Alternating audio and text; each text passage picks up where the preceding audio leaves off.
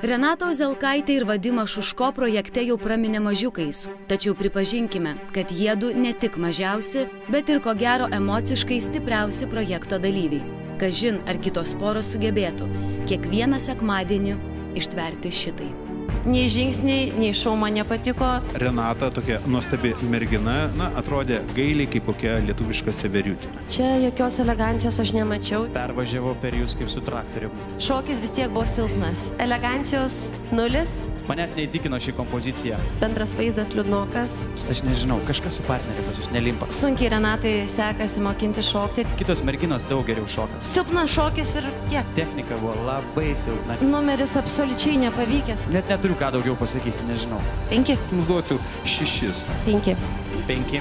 Buvo labai blogai, aš tik tai 4 balus jums galiu skirti. Ir šiandien jie vėl, kaip niekur nieko, nusispjovė į kritiką su šypsena veide. Vėl lips ant parketo ir vėl bandys įrodyti, ko yra verti.